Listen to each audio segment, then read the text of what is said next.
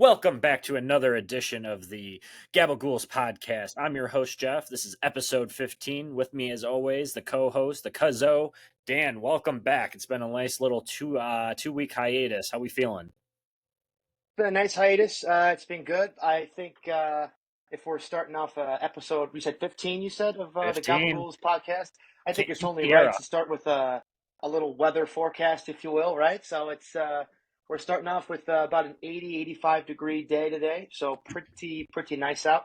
Tried to take the pooch for a walk real quick. And no, she's she's afraid of trucks. Really big, loud trucks. I don't know if That's you've ever... She just doesn't like them. So we had a truck right around the corner. You know, she was able to lay a big one down. So I was, that was the main goal, to get her out there to lay down a landmine. But then she saw a big truck doing something, and she said, "Nope, we're going back home." So. Yeah, I understand. Rags didn't like trucks for the longest time. It's funny because my neighbor has a truck, so whenever he drives, he used to get all about it, but no, he's good now. Yeah, weather is nice. A little humid. Took Emmy on a little walk this morning in between, so got out, got some vitamin D as always, and ready to talk some sports.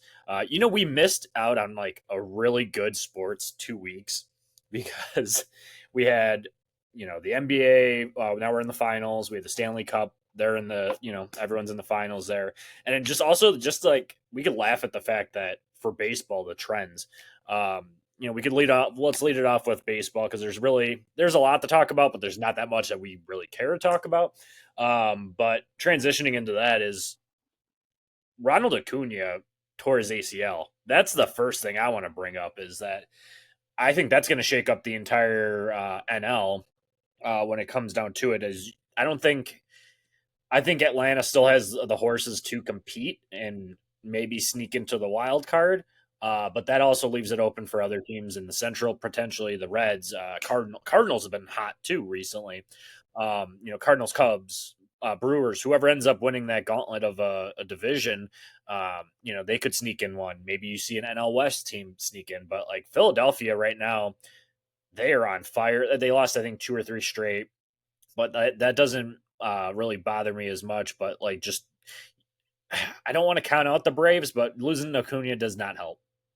No, when I saw that notification, I think this past week, my jaw actually dropped. I mean, it's one of those things. Atlanta, I think we've mentioned it a few times here. No one on that team's really gotten going. They've got a few players. I mean, I think Fried's been throwing the ball pretty well. I think Marcell Ozuna's having a great year. But, the guys who led that team last year, Acuna, Olsen, Riley, they're not having the years they were last year. I don't know. Riley had a little injury. I don't know if he's back yet. But he's back, but his production is down. I don't know if it's an oblique or not, so don't quote me on that one. But like you said, none of those guys are hitting. And granted, I think when they won in 2021, Acuna tore his ACL then. And it was a freak. This one was more freak, I think, than the one in 21. But still, it's hard to count them out because obviously they ended up winning without him that year. They always seem to find a way to win. They got the pitching staff. Another guy that's been pitching lights out, except for this weekend, was Chris Sale. He was Well, I tell you, Sale and I don't know if Ronaldo's still been lighting it up, but those two have been unbelievable. Good for him. Good for him. I mean, nice guy. Always a clubhouse guy too. When he was with the Sox, kept to himself. I mean, who knows? But he would go 6-7 innings and do great. It would almost reminded me of Jose Quintana when he would go 6-7 innings and the Sox would lose 1-0 or 2-1. Just does enough. And it's nice to see that he's on the Braves and actually kind of succeeding, same, thing. But yeah, they're 6.5 out of the Phillies. But that's the thing about baseball. You can go on a 2-week stretch and just absolutely look terrible. Phillies are 5-5 in their last 10, which kind of brings me to my next point, bringing on your Cubbies here. 2 for 8 in the last 10, and the offense is abysmal. The offense has completely gone. I don't even to say they've gone cold is an understatement. I mean, first month of the year, we're averaging 5.5 runs a game. You're like, okay, the offense is looking good. I wasn't expecting them to be that good. Then this last month, it hasn't been 1 or 2 weeks. It's been at like 3 or 4 weeks at least. The offense has been. You go to a game, you watch it on TV, and you're like, can we score 3 or 4 runs today? And most of the time, we're not doing it. I don't know what the answer is. Some of these guys can be a little hot and cold at times, but it. I wasn't. I was talking to you right before we got on here. I don't know how you go from being this team that's, you just said it, you can have a good week or two and you can go from here to there. We're 7.5 back now in the standings, and somehow, some way, the St. Louis Cardinals, earmuffs for all the young audiences out there, the fucking St. Louis Cardinals jumped out of nowhere, and now they're in second place. I basically, a week or two ago, I wrote them off. I said they had a terrible start last year. They've basically done the same thing this year. I thought they were done. Now they're back to 500, and um, now it's become another 3-team race. And Cincinnati, if they jump in there again, now you've got a legit race. Um, it's I haven't even been watching much the last week or two because the pitching's been great. Javier Assad doesn't get enough love. He's been great. Um, Shota, his last time out it's the only time he's been beaten up a little bit, but he's still got like a 1.5, 180 ERA. He's been great this year. We've Ben Brown yesterday gave up a couple runs, but he's been pretty good, whether as a starter or a reliever. Had a no-no. Had a no-no going. What was it, against Milwaukee too? Yeah, I think so. And he had 2 starts last week. And he was at like 90, 92 pitches. We weren't sure if he was coming out. I didn't think he was, just because very young kid that hasn't thrown a lot. But I would have liked to see him go out there just to maybe at least start the 8th. And then, of course, I think we brought in, I don't know who it was. I don't know if it was Leiter Jr. or somebody who I like. But he's had a couple tough outings recently, man. I did have to laugh, though, because I saw that they had the no-hitter. And, of course, I got like the little like alert on ESPN. And I'm like, all right, here we go. And then that's all we're going to hear about, for the next fucking 2 months. Here, Ed, that's the 2 clicker for that one for the swearing. But, that's all we would hear about in Chicago media. It's just, you have to laugh, though. It's just that bullpen is so bad, and they've done. I don't know how long they can keep trotting them out there. I mean, at this point, you're seeing what you have, and if you can somehow win in spite of your bullpen, sure. But they're not scoring runs. 1 or 2 players is not going to make this team better anymore. If they get hot, they can make a run. But I mean, if they continue this downward spiral through the All-Star break, I think you're just talking about a 70-win team at this point, which, I mean, I don't know. I mean, you got to hope PCA comes up and starts, actually showing something at the MLB level besides the blue hair and the base running. I mean, we could talk about Billy Hamilton or I'm trying to think of all these guys that usually are on the Royals, oddly enough, that are just, the base running guy that you just want out there to go steal a base. And it's like, is that what, I mean, I don't know how he is defensively, but I know I remember seeing one a couple weeks ago when he was up and he like airmailed it home, let in a run. And then you got your, former White Sox, Nick Madrigal, who just off of Twitter, I haven't watched many Cubs games this year, but every time that Madrigal seems to be out, he seems to be making some sort of major error in the late innings. And I don't know if he has the yips or if he's just really not that good of a player like I expected him not to be once we got rid of him. Because I watched it for enough months in a row where he could barely make the throw from second to first. Yeah, I don't know why he's playing third, to be honest with you. I mean, there's nobody else. Well, I mean, yeah, we don't really have a true third baseman, but we've had Morel over there a little bit. He's got a much stronger arm. Give him some reps. He's a little hot and cold, but yeah, I mean, Madrigal is smaller than you and I. When you see, if you saw him walking down the street, you'd be like, oh, that's like an insurance salesman. You wouldn't think that guy plays Major League Baseball. He's a small little guy. No offense to Nick, I like you, but when we got him, I wasn't jumping up for joy. Oh my God, we got Nick Madrigal. Holy shit! Oh my God. Well, oh my goodness, we're going to the World Series next year. Sorry, Nick, that wasn't my thought, but and when he was at Oregon State, he was that like high percentage get on base guy, and I don't know if it's just because, I don't know if the college level just wasn't good enough at that point. I mean, he had Adley Rutschman behind him, So you probably tried to get him out, and the pitchers at that point just flaked. But I don't know, man. He's one of those special cases that he's just a slapdick second baseman that just keeps finding a job with the Cubs. And I don't know. I think you guys should start Morel more. I mean, I feel like he's always out there, maybe DHing, but I don't know. Wisdom could be probably playing better than Madrigal, but I don't know. You bring in Counsell. He's not really helping you very much thus far, but then again, it's a product on the field. I mean, if guys can't get guys out in the late innings, you're not going to win games, which then you can just start golfing in October or go. What do the NBA players do? They go to Cancun after the season ends, and then all the other players do. I don't know, but Well, Charles Barkley's got that clip where he's like, "Yeah, well, they're going to Galveston with that dirty water." Have you seen that? I have, and then he had to apologize for Galveston or something. One of the best clips I've seen. Which that whole TNT mess with the NBA is going to be interesting to see what Charles and the guys end up doing, because they're hilarious. We're not going to see any more San Antonio with the big old women or the, him and Shaq too. Shaq is he's such a great commentator because he's not, and you never know what the hell he's saying because you never know. Why has it gotten worse? What, is there something seriously? I'm a little. We need to get like a Shaq watch just to make sure like everything's okay. Because like I heard a podcast, like he does that podcast. He did it. He did a podcast with Draymond Green that you should check out, like the clips at least of it, because it kind of goes one by one to see if the Warriors could have beaten any of the Warriors teams, could have beaten any of the Lakers teams with Shaq and Kobe. So pretty interesting stuff there. But it just sounded like he had marbles in his mouth. I'm like, Shaq, you okay, buddy? Like, what's going on? Yeah, he's a Hall of Fame player, but maybe not the best analyst. I mean, hey, there's a lot of guys that end up doing that, but just getting back to the Cubs real quick. I mean, look, what is it? June 3rd, 4th, whatever it is. Yep.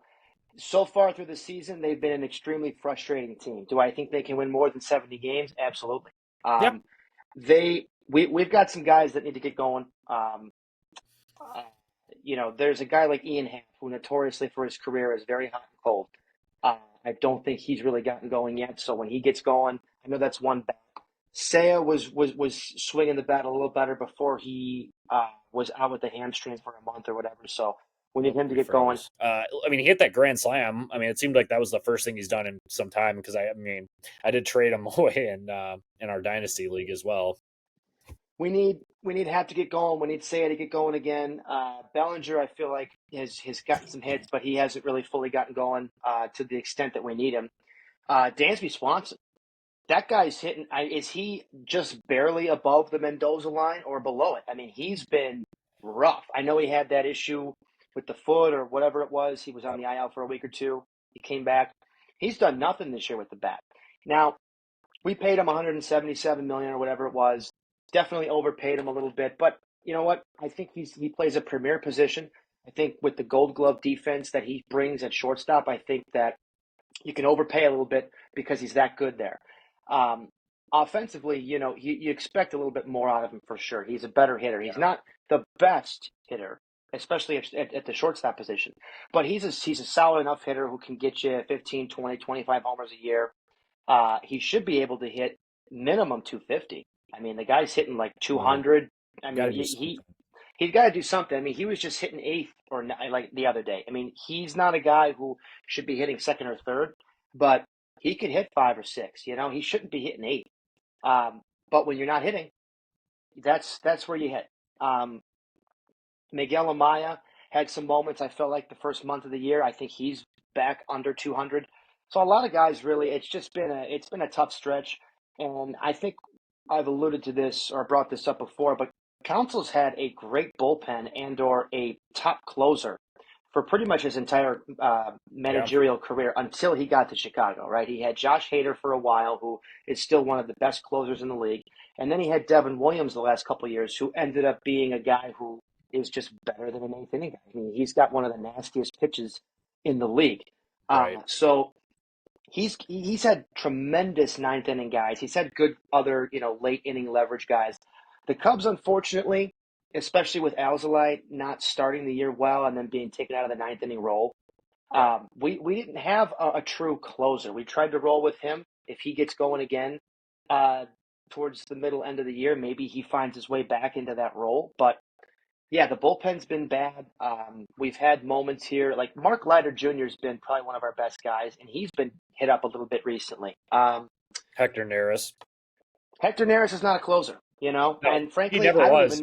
I don't know if he's an eighth inning guy either. I'd feel a lot better if he was more of a seventh inning role for us. I mean, sure, he could get the eighth inning done, but you know, I've seen it too many times already where, it's like, Jesus, this is the best guy we have out there. And, sometimes the closing role gets a little overlooked or it's, people are paying the top guys 100 million now to be a closer. But Yeah. you watch a baseball game and you start to realize that those last three outs it's so important. And when you don't have confidence in those guys going out there to get those outs, you are in a position where the Chicago Cubs are in, where now you're, I think, a game or two under 500, and the fans are starting to pull their hair out of their head.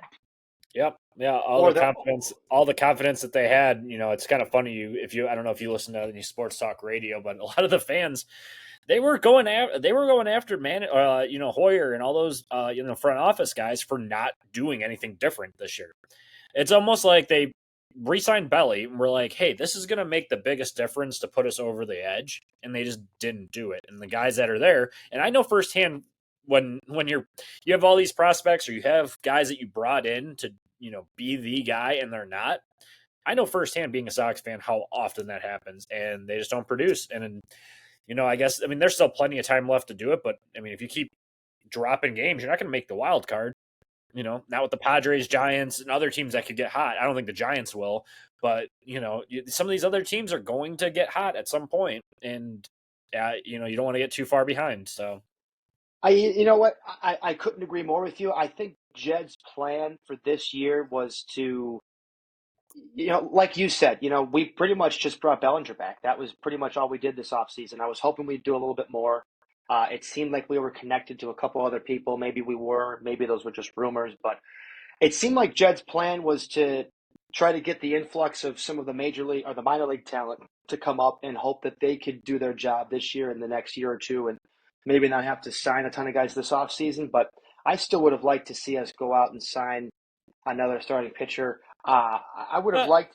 You guys got Shota. That's the thing is you had Jameson, not to cut you off, but you went out and signed Jameson. You did the job there. You got Shota, who's been better than it advertised. Granted, I think we kind of said this before that he was going to fall back to earth a little bit, still be a great pitcher. And then you had Assad. It's the bullpen. It's the same thing that the Cubs have done since 2016. I would argue. You guys went out and got Chapman. You won a World Series. Almost blew it for you, but you still won. And he closed out a lot of those big games. Who is that? Who's that guy for you guys right now? And granted, paying these guys, the closers, is not 100% going to work. Look at Edwin Diaz now. I think he's hurt. So, that's different. But, he got removed from the role. And he was the trumpet guy, all the celebrations and all that. And now he's one of the worst. That's just a dog shit team too. They had who was Jorge Lopez, I think it was. I think he was with the Orioles a couple of years ago. He was elite. Yeah. Kind of bounced around. He got traded. I think that killed his confidence. And then he ends up in New York, and he throws his mitten, like he gives up walks, runs, or whatever happened, and he throws his mitten to the stands and pretty much said, and I guess the translation, he came back and kind of doubled back a little bit, but pretty much said he's not the worst team in baseball. And I'm sitting here, I'm like, have you not watched the White Sox? Come on, man. But yeah, honestly, the Cubs need to do a little bit better of developing these pitching. Horton, Ben Brown, those guys are getting there. They need to do that. And this goes back to Theo. In my opinion, Theo never developed pitching. No. At all. Arrieta and Hendricks, okay, we'll give you a little bit though. But that could have been the pitching coach that just said, hey, Arrieta, fix what you're doing, get in shape, do Pilates, and then make that a whole big fucking yoga studio or whatever, and figure it out from there. But I don't know. They can't develop pitching at all. So we'll see what they end up doing, and if they're 5 games out, maybe they sell some of these guys. Yeah, we'll see what happens. You know, hopefully we go out there and make a few moves. I mean, let's face it, we're a few games under now, but we get hot at the right time. We'll be right back Yeah. in it. Oh, And 100%. It's a winnable division. I mean, Milwaukee's good, but they're not a World Series team by any means. that was Yelich my whole is thing. Like yeah, that whole division is so winnable. I mean, you got the Cardinals who 2 weeks ago looked like they were toast again. Now they're right back in it. And just like you said, Milwaukee is not some world beater team. They're a good team. They're yeah, playing a lot better than they should be right now. Their offense is scoring a lot more runs than they should be. I mean, Christian Yelich is a very good hitter, but he has not been the guy that they had a couple years ago with all the back injuries. Their right. best hitter is William Contreras, who's a stud. He's become a great hitter. Um, Surprising. Surprising. Other than him, though, I mean, I'd have to go and look at their team. I don't think Churio's been that great this year. He's one of their bigger, younger Yep. guys. He has been no rookie has been really that good. Outside of Skeens, I struggle to find a good rookie right now. Because it's a Gunnar good Henderson point. was up last year. I mean, for the Orioles, I mean, Holiday got sent down. Churrio looks like he needs to be sent down because he's not producing at any level. And Zardo came up for Cleveland, but that's just the rookies in general. What about that Jackson Merrill on San Diego? Is he doing all Oh right? yeah, yeah. No, he's been good. Yeah, that's Just true. because you mentioned the other Jacksons, and every time I hear Yeah, Jackson, they were talking about all three of them that have come up. But yeah. yeah, you're right. Definitely the rookies this year are. I don't know if it's just they have to have their adjustment. We'll wait to see what the end of the year looks like for some of those guys. But you're right. Definitely, the rookie of the year is going to be an interesting one. Yeah. It would be fun to play some bets now on it, but yeah, all right, let's pull off the band-aid and let's talk. We'll spend like how about 2 minutes? No, we Uh could spend 10. We could spend 10 minutes if you want. do we That's have fine. 10 minutes? Do we have 10 minutes to just talk about how We got 10. putrid is the best word I could put for the Sox? I mean, it just It's a continued. stench. The most fire I've seen out of the team was out of Tommy Pham. And it was I all just saw from that.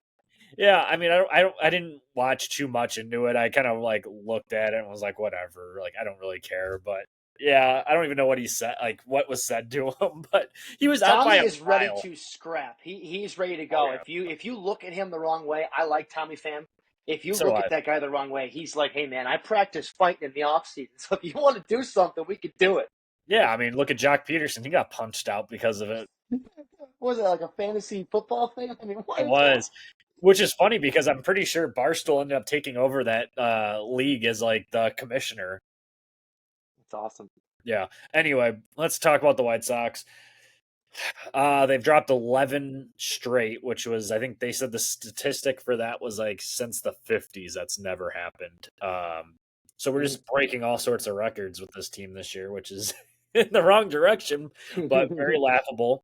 Andrew Vaughn, I think he's hurt now. He's been horrible still, continuing. I think Luis Robert's supposed to be back tomorrow, so at least there's a little Oh, glimmer of there you go. and honestly, I don't even watch them. I've said this pretty blatantly on the podcast and just in general to anyone who asks me about them, which is just funny because people I'll go out, maybe see some friends or whatever, and they're like, or people, even people at work, they're like, oh, what's going on with the Sox? Not even like harassing me about it, just like, oh, like what's going on with the Sox? And I said, well, I don't know. I don't watch them because they're terrible. They've burned me for too long on this. Like I'm still a fan, but I'm like cautiously like far enough away where I'm not dealing with it until Jerry goes. That dude, there's no difference. There's no change. There's nothing that's going to be better, make this team better because they don't have a direction. I mean, it's not like they can get the number one overall pick. Even that, they would ruin that one. They picked the wrong guy. And the next guy after him would come the Hall of Famer. Uh, yeah. I love the comments that Pedro made where he said nobody wants to win more than Jerry. And I want to prove it. Yeah. Prove it. I Says don't who?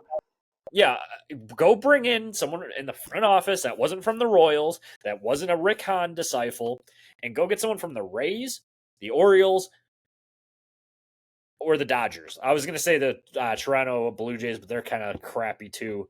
But go bring someone in from one of these world class organizations. Texas Rangers, go bring someone in from there. Like, good God, I'm not even blaming Getz on this because he got thrown into this mess. And you can ask me in 2 to 3 years what I think about like the job gets done, because some of these pitching prospects that they got, they could turn out, and we could have that. I mean, Crochet's been good. Yeah. But my God, like you can't tell me that like Jerry cannot look himself in the mirror every morning when he gets his old fucking crusty ass, that's number 3, out of bed every single day and says, I want to do more to win. Dude, no, you do not.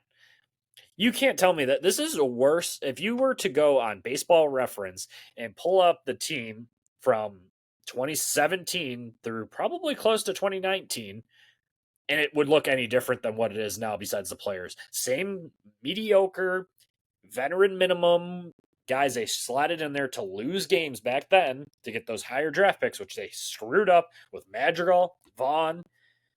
I mean, I don't even know anymore. And the trades never panned out. Moncada, where the fuck is he for? Kopech, he got put into the bullpen role. He's been terrible. I love him, but he's terrible. Yeah, I don't know. I don't know what.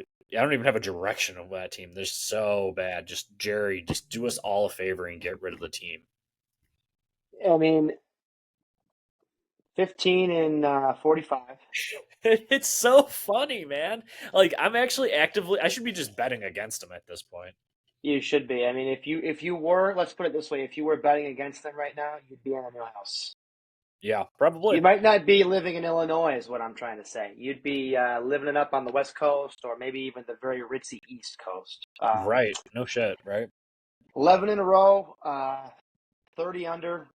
It's probably time to pack it in for the year, but it's been packed in since end of 20 or beginning of 2023 when they hired Pedro Grifol.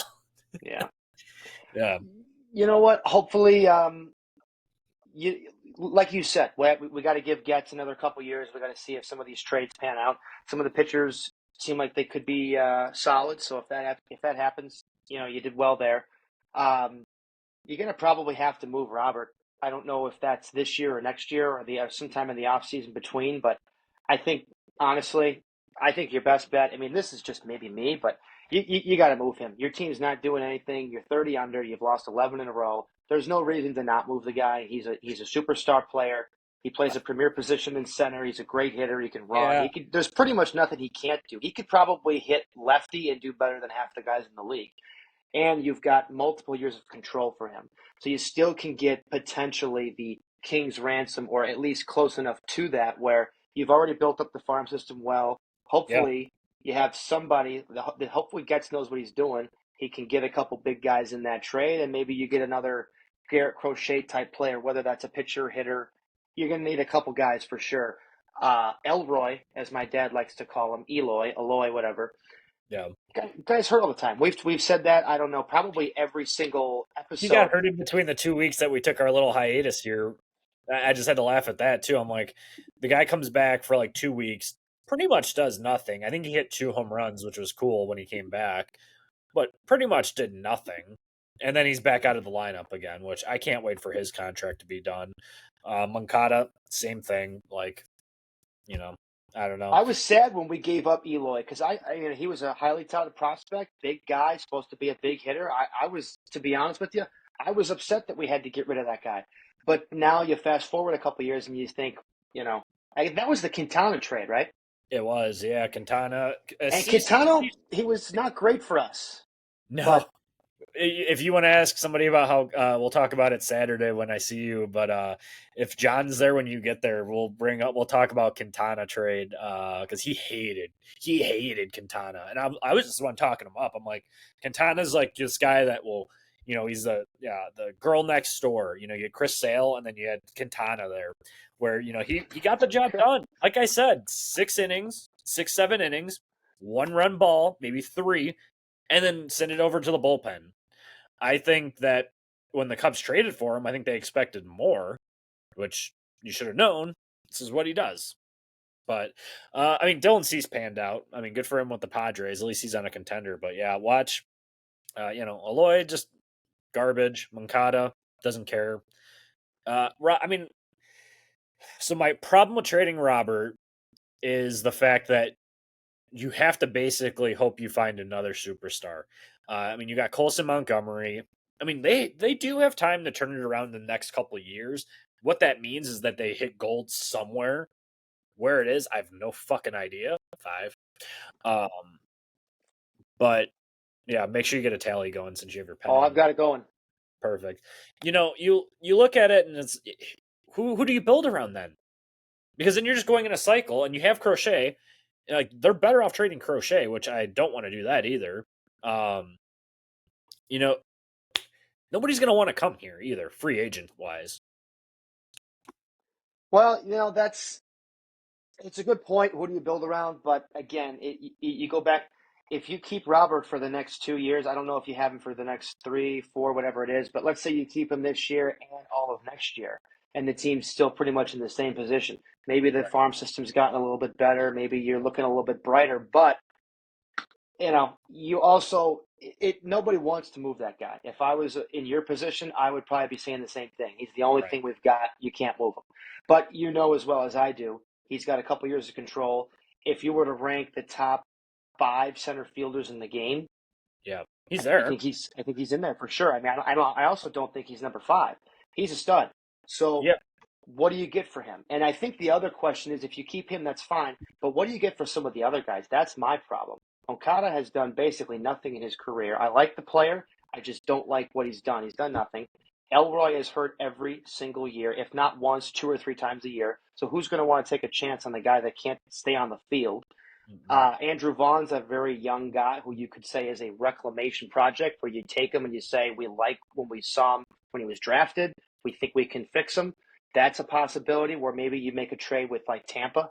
And Tampa's one of those teams who, or Oakland, maybe not Oakland, but you know, there's possibilities for guys you could move for sure. But for me, I mean, yeah, you move Robert. I think, yeah, you have to get somebody, but there's definitely kids down there in some of these systems that you know as well as I do that look like they're going to be good. Obviously, you got to hope you put all your eggs in the right basket, but yeah. I mean, because that just reminds me of trading Chris Sale all over again, and you end up in the same position where then at that point when we were ready to contend, we didn't have the pitching to contend. But I guess we'll see. And that was 2020. I'm going to talk about when we're talking about the contending, where they just didn't have the pitching. They had Keuchel, he was good during the regular season, had like a career year, honestly, outside of his Cy Young year. But then he was terrible in the playoffs. Giolito was great. It's just, you needed that third guy. They didn't have it. They go out and get Lance Lynn, but at that point it was too late because then you ran into the Astros in the playoffs. But yeah, we'll see what happens. I mean, this year was a throwaway year anyway. I knew that going into it. But yeah, you signed Benintendi for as long as they did too, and he's been horrible. But yeah, let's move on to some cheerier stuff. Let's talk about the NBA Finals. We got the Mavs versus the Celtics. Kyrie returning to Boston. I think that's going to be a huge storyline that we're going to hear about for the next 3 days before it starts. The Boston crazies out there. Luca, how healthy is he? That's going to be one of the biggest questions that has to get answered. This is going to cement him as his legacy if they do pull out the NBA Finals win with him. Well, I mean, Kyrie too. Kyrie looks like a side note when we're going to bring him up a little bit more later, but he looks like a whole new player, and he's got that fire, which is great to see. But also on the flip side of the ball, on the other side of the court, there's a lot of pressure on Jason Tatum and Jaylen Brown to actually produce and put them over the edge. I mean, how many times are you going to make the conference finals or the NBA finals and lose? So those are just some of the storylines that we're gonna have to have answered at this one. yeah, you hit the nail on the head there with the storylines, and you're right. I like what you said about Kyrie. He looks rejuvenated. He looks like he's in a great situation. He looks like he's happy. He wants to be a Maverick. This is kind of what a lot of NBA fans were expecting when Kyrie went to Dallas, right? I think last year, I don't know if you want to say they tanked, but last year they were a shell of what they've been this year. And then they get to the playoffs, they got a nice seed, and the West is stacked. So I think people maybe overlooked Dallas a little bit. You saw OKC have a great year, very young team, didn't know what to think in the playoffs. You had the reigning champs in the Nuggets who looked really good, like they have. And you also had another young team like Minnesota with Anthony Edwards kind of coming on the scene. Yeah. So the West, to me, definitely, as it's been for a while, a little bit more stacked. But let's just go back to the previous series for just a minute. Yeah, go for Um, it. Boston and the Pacers. Obviously, the Celtics get a 4-game sweep over Indiana. Indiana's a good team. They're young. They didn't have Halliburton for some of those teams. Yeah, Yeah, you that got you was want to give me that. I like their head coach Rick Carlisle. I think he's solid. I think I like some of the players on their team. Did they have maybe a little bit of an easier run to get to the Eastern Conference? Sure, they didn't have to go through Giannis or Lillard too much. New I York. think it, They didn't have to go through New yeah. York.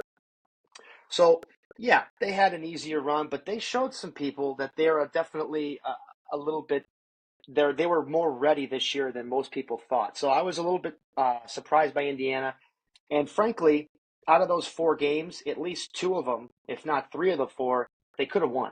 The first game they blew for sure. That went to Boston was able to hit a couple shots late. They pushed it to OT. You almost knew once it went to OT with Boston being at home that they were probably going to find a way to win.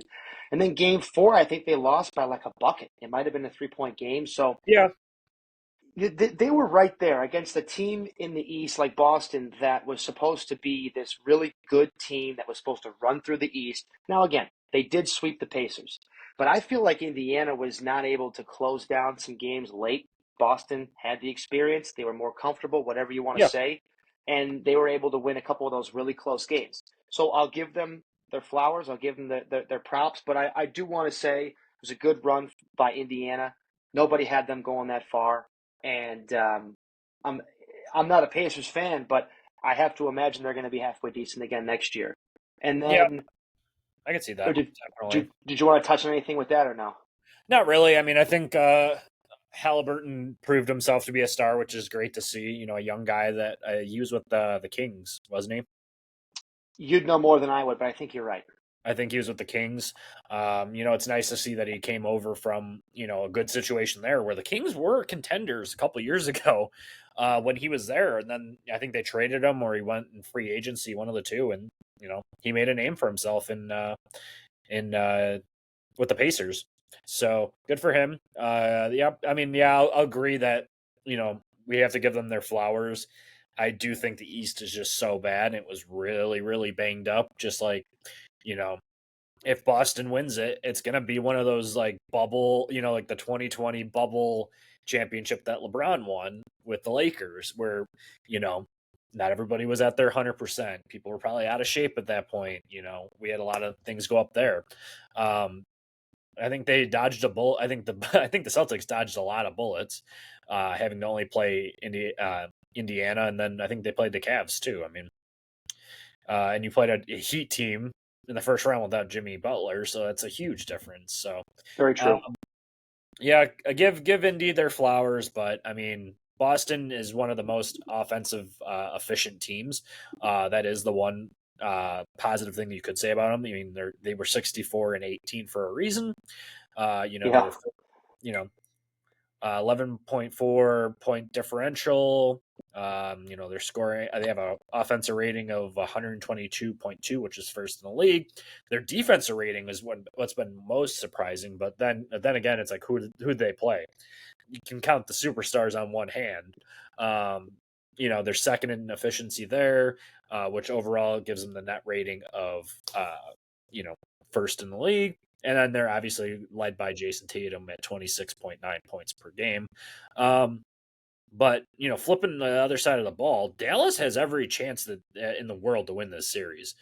They have the momentum. They have the excellent guard play, like you said. This was what was supposed to be expected out of them. I think I think they're going to win. I'm gonna go out on a limb Yeah, and say it. I really do. I think Boston's a very good team. I think that Luca, even if he's not 100%, I think he's so good. I mean, this game 5 when they won, Kyrie and Luca both had 36 each. I mean, you're telling me this guy's at 70, 80, 90%, whatever he's at, he's still dropping 36. I don't think Boston's going to have much of any answer for him offensively. And I think that if No, Kyrie's going to be playing, I think Drew Holiday's known as a really good defender, if I'm not mistaken. So if that's yeah, the that case, was where he got that his flowers. that could be a really interesting matchup with Holiday on Kyrie if that's going to be the case. Kyrie's also a magician with the ball. So, I mean, with him playing like he's playing, that rejuvenation, if you will, Yeah, Luka maybe not being 100%, but still balling out, in my opinion, a little bit more than Tatum and Brown. I mean, and then the other guys on Dallas are still getting what they need to as well. You got Lively, who's getting his points. PJ Washington's had more than a few big games this postseason. Daniel Um, Gafford. Daniel Gafford, you've brought him up I don't know how many times. He's been great. Yeah, Derek Jones Jr., a couple of yeah, ex-Bulls that are over there. So I think they're a little bit deeper than people think. I think when you look at this they are. matchup, I think the depth goes probably to Boston. Boston, just like you said with the offensive efficiency, you've got Brown and Tatum. Any night, either of them could be the high man for them. You know, Yep. they've got a great 1-2 punch. They're basically 1A, 1B. And then you also have the likes of, Derek White and Drew Holiday. When they're doing their thing, they can drop in 15, 20, 25 or more. So they're deep. We'll see what happens with Porzingis too. I don't know if I thought he was supposed to be back for the finals, but not 100%. So we'll see on that one. That'll be a TBD. Just building off what you were saying, though, is give the Mavericks their flowers, too. I mean, I think it's going to come down to if they have enough in this the tank to take out Boston, they can 100% do it. If they come out flat in any of these games, I mean, I see it going 7, 100%. Based off of the gap that we have here for before this NBA final starts too. Like they had a lot of time in between to get ready, get right, at least a little bit, get their legs under them. But they went through the T Wolves and they actually smacked them. And I don't know if it's yeah. because Anthony Edwards spoke up and said, "Oh, I got Kyrie," in that interview beforehand, and Kyrie was like, "Okay, bet, let's go." He pulls out vintage Kyrie at the 2 games he played at Duke. But if you ever go back and look at some of Kyrie's highlights, he is just a nasty. Like he's got sick handles, always finishes at the rim. I just think he put into a lot of unique situations where he had to be that leader in Boston. Didn't work out with Tatum and Brown, so that's why he got sent out. Um, you know, he had to learn from LeBron, and LeBron was the guy who took a lot of that heat away from him, even though he was that guy that, stepped in and was like, okay, you're supposed to be the heir to, LeBron to keep these Cleveland Cavalier teams going, and they traded him. So, he's ended up in some unique situations. He, teamed up with Durant in Brooklyn, which Brooklyn. what a disaster that was. They didn't do shit.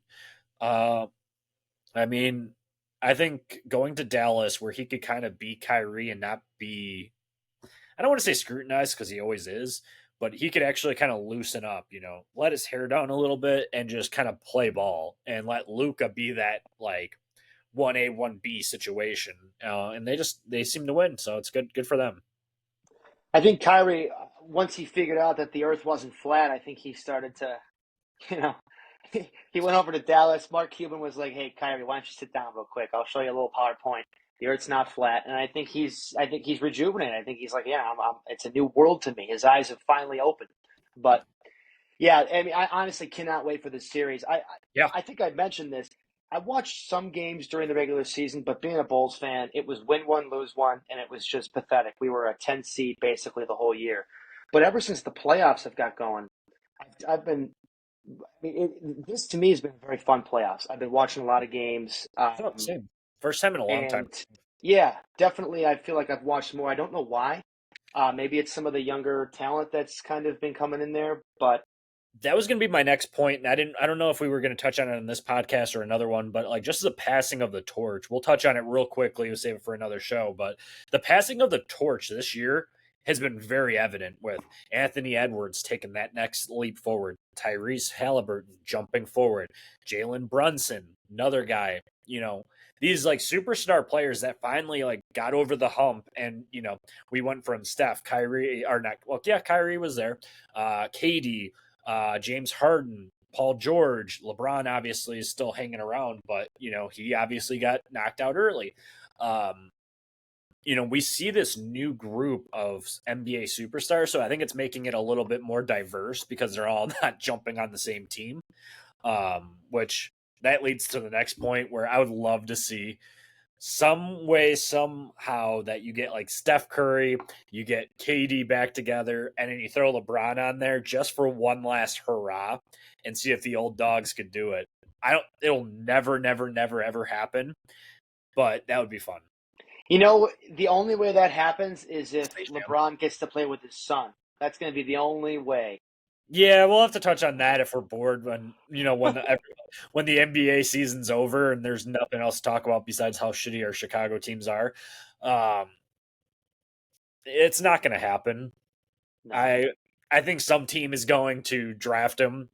I think Boston drafting him would be hilarious just for the storylines. Someone's going to overdraft him, not because of his skill, but in hopes that you could draw LeBron out of LA. If he goes anywhere, he's going to the 76ers, which that would be a whole mess too, trying to him and Embiid. That wouldn't work. Yeah, Embiid's the man over there, and then you put a 40-year-old LeBron who still can get it done. Who's the guard? Yeah, who's the guard out of the 76ers? Do you have it on hand? Maxey. Yeah. Tyrese Maxey. Yeah, Tyrese Maxey. He's really good. He's so good too. The missing link. They're going to shoot. I'm laughing thinking about it because here's the storyline for the offseason. It's going to be talking all about LeBron. You're going to see it on First Take, Get Up, all day, all night, right? They're going to end up with like Paul George. There you go. And don't get me wrong. Playoff P or whatever we want to call him, he's great in his own mind, but he's not LeBron. He's not LeBron. I mean, poor Kawhi is just like, fuck this team, 6. He doesn't want to play there. I think Kawhi won his title and was happy with it in Toronto, and then after that he got paid. He's like, I'm not playing anymore. Granted, maybe he's really hurt, but yeah, he's another one that seems like he's hurt all the time too. Unfortunately, yeah, yep. That's where it makes me feel like he just doesn't care. But yeah, I think I did see something that like Ben Simmons, another guy that's hurt all the time, he spent more time at the Met Gala on the red carpet than he did on the NBA court this year. How about that, huh? That's a good stat for you, Ben. Yeah, terrific. Another bust. But yeah, should be fun. Should be fun ride starting Thursday. And then go ahead. No, I was just gonna say, can't wait. Yep. Let's just do our little NHL. We'll spend 2 to 3 minutes now because I know I'm going to be going through it. But Stanley Cup's here. We got back-to-back out of the East. We got the Florida Panthers. They're a good team. They know how to win. They proved it year after year. So they're back in the Cup. And then we got the Edmonton Oilers, which I think I've mentioned to you before. The next great player or the great player coming out that will carry the NHL that hasn't won a title yet is Connor McDavid. I think you've mentioned his name before, yeah. Yeah. So yeah, Connor McDavid's that guy. He's winning a lot of Hart trophies, MVPs, scoring titles, and is that guy that is that good. He's the fastest guy on the ice 90% of the time. I just want you to go after this, go look up some of his highlights just real quickly, like a 2-3 minute. He's just so much better than everybody else on the ice, and it shows. So he's going to carry that series, and I would love to see him cement his legacy, since we were talking about that earlier, of being that historic player, because it reminds me of like the Crosbys, the Ovechkins, and McDavid he was number 1 overall pick, highly sought after, kind of like Bedard now, but better. He was that guy. So we'll see what ends up happening with that series. But, I'd love to see the Oilers win. Speaking of the Oilers, did you see that video that's going around of the one woman in the Edmonton crowd? I don't believe I have. All right, so you'll just have to go to Twitter. You'll have to go somewhere, go to Google, and search it. People on listening on the air right now probably already know about it as well. But yeah, very funny. Good luck charms, we'll just say in the video. So You said Edmund Oiler fan. yeah, Edmonton Oilers fan. Okay, I'll look that up. Yeah, it's all over Twitter. It's all over everything. It's just really funny because it keeps showing up. Like every couple scrolls, you'll be like, "Oh, the White Sox, whatever," and then all of a sudden, Edmonton Oilers fan, and it's just funny because it just keeps getting recycled. But yeah, you'll have to look that up. But yeah, Oilers have every ability to win. A lot of people have picked them to win. I was debating about doing a nice little parlay with the Celtics and Oilers, but I kind of want to do the Mavs. I've been like going back and forth. That's why I haven't placed the bet yet. But Oilers, I think, are going to win that series. They destroyed Dallas. That series shouldn't have been as close as it was, but the Oilers are good, so should be good hockey to watch too. Have you checked the line or the odds for either of those final series, NHL or NBA? Briefly, I did. Do you The want the NBA whole one's series? got to be close. Yeah. Do you just want game one, or are you looking for Game like one works. Yeah, I mean, I figured Boston's probably figured if they're favored at home, but that series to me has to be about as close as it gets. So right now, Boston's 6.5 favorites and a minus 245 on FanDuel for no free ads. Really? Yeah. Yeah, for the money line. Interesting. Yep, and then for the NHL, Oilers. So Florida's at home for the game one.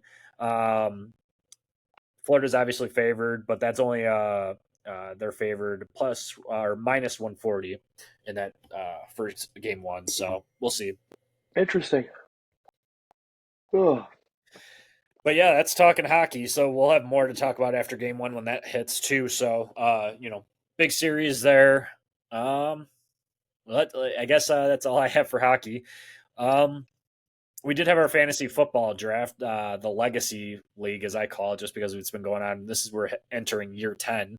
So we could touch on that if you'd like. I know you were kind of doing that at remote location on vacation / wedding during that draft. Yeah. I was trying to.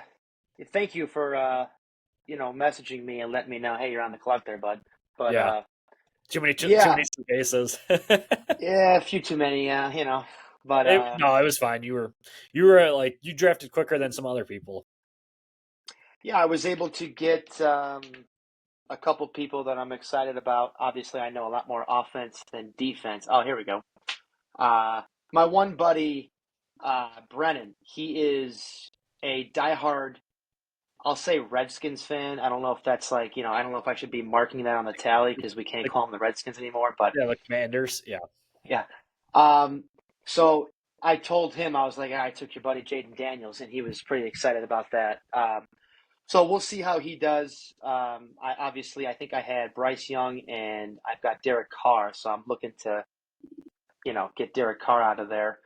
I'm excited for what Daniels can do. I think I also was able to get, who did I get? Keon Coleman, and I think I got my buddy Jonathan Brooks, who I'm excited about. I wanted to get him in my other league, and he ended up going like 9th in that league. And I had to send my buddy Chad a few texts and say, hey, like, what were you smoking taking him 9? But I've seen him jump up as far as 7 in one league, 7 or 8. I've done wow. 5. I've done 5 rookie drafts now. I just finished up one this weekend, and it's funny.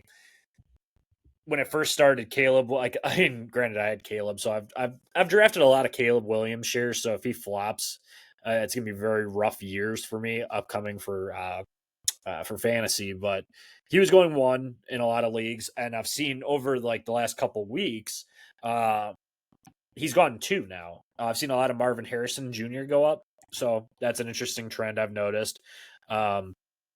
Interesting enough, I mean, Brock Bowers going 6 was pretty much on par. Pretty much 1 through 7 was pretty much the same across all the drafts. I've seen only one where Drake May went 5, which that was wild to me too.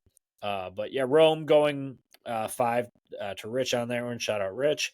But yeah, Brooks falling to the early second round with you was interesting. I know that's the guy I was going to, for the longest time, I was trying to trade up to 10 so I could grab Brooks at 10. And then Blake Corum went. So then I had to pivot and try to trade for Corum, which I did.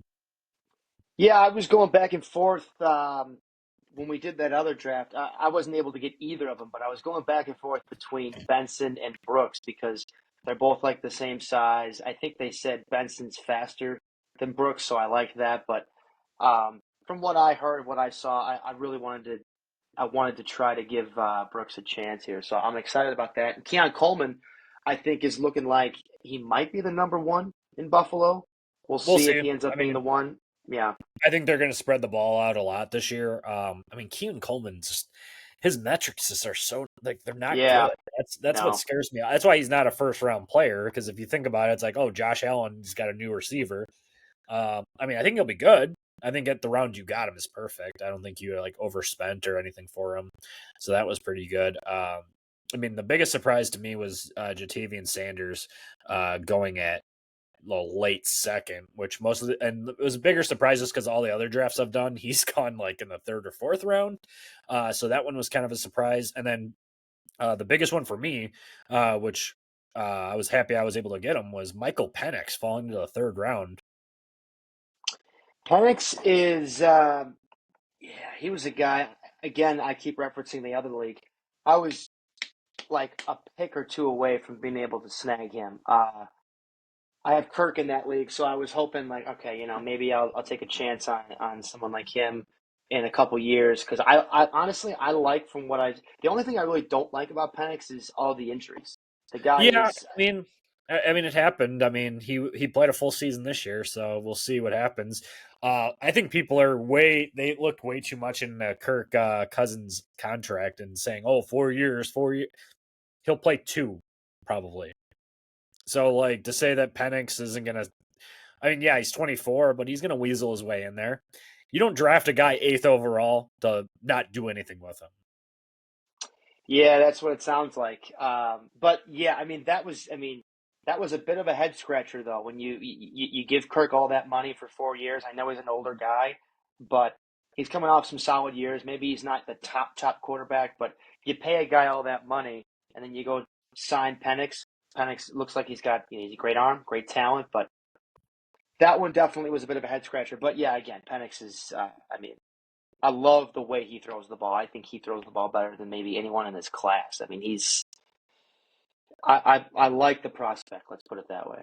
Totally. Real quickly too, we'll touch on deeper in fantasy once it gets closer to the season, and we'll just do some more, videos about that. But, Ben Sinnott, I think that's a great pick in the third round by Cody. Ricky Pearsall, I think people are sleeping on him because I think Brandon Ayuk or Debo, one of them's gone by June 1st. That's what it sounds like. Yeah, I saw the report, I think yesterday or today, which in my mind, that means I'm thinking it's Ayuk just because I see Pearsall being a similar player to him, athletic-wise, can run routes.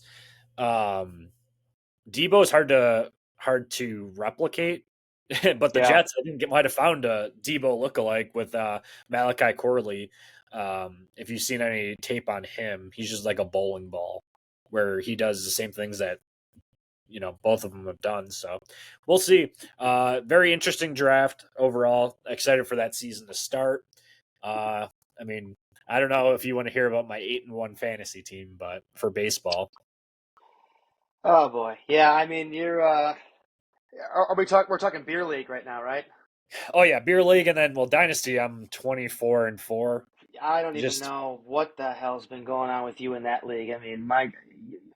I think I just dropped 2 games this past week, and it was looking like I was going to win 2 or 3 of them. So I'm not happy there. And then the beer league, I think I came back and beat Sam. And I think Sam's team is like one of the worst in the league. So he's 4-4. He's not one of the worst. Oh, is he 4-4? Yeah, he's 4-4. But yeah, I did have to laugh though, just because of you guys are the only ones who don't have your team names. So I was that's right. I almost edited yours just to put Mystic Dan on there for you. That works. Yeah. I am Mystic Dan now. Yeah, Mystic Dan. But yeah, all I can say is that, the reign of terror continues for fantasy baseball. And you want to call it the evil empire, you want to call it, the reign of terror, as I referenced earlier. You know, Poppy's still here. We'll just leave it at that. We'll call you the Death Star. Yeah, yeah, it's the best thing you can call me at this point. But well-oiled machine. It's a well-oiled machine, but you still have that small litter, that little thing. It's not much bigger than a womp rat, is what they say, right? But if you get that direct shot, everything's crumbling to pieces for you. Yeah, good luck taking a shot. Best not miss, bud. Yeah, because nobody's touching me as of right now. Getting a little cocky with it, but I don't care about. See, that's the thing, is I don't care about regular season. Just like for fantasy or football too, I don't really care. I mean, I prefer having a bye, obviously, because you have a higher percentage chance of winning. But I'm a hard out when, especially in baseball. If you match up with me in the playoffs, you better have your A+ week, because you're not going to win. Yeah. No, you do have a deep team. I don't even know what to say, man. I keep looking at the standings. I'm like, my God, what am I doing wrong here? Yeah. The points just keep flowing in too. It's just like, no matter what. I mean, I did lose that 1 week, but then after that, I think I've read off like six straight. It's disgusting. Yeah, I know. Everyone hates to see the winner. Yeah, I'll have to bring the trophy up for during the party on Saturday. I've got an upset stomach just thinking about that. Yep, it'll be a little parade, a little victory. I gotta take a few Tums now. All right, enough about my accolades in fantasy baseball. Anything else to close out the show? No, it's a good week. We're back in action. So for all you cool cats and kittens who are watching the show, we'll be back next week, and maybe we'll be doing the F-bomb counter again. I think we got up to. I think I had 6 here. There might have been a shit or one of those on there. There's a couple shits in there. But, we can count them though. We can group them in. But yeah, we'll be back next week where we try to shatter that record of. I think we had 6. Yeah, we should try to do one episode where we just don't swear at all. Like, usually it's not as bad, but it's just funny to get like one episode without, just little kid ears or something like that around. We'll shoot that for next week. Perfect. All right. As always, close us out, bud. Hey, if you don't like us by now, too bad.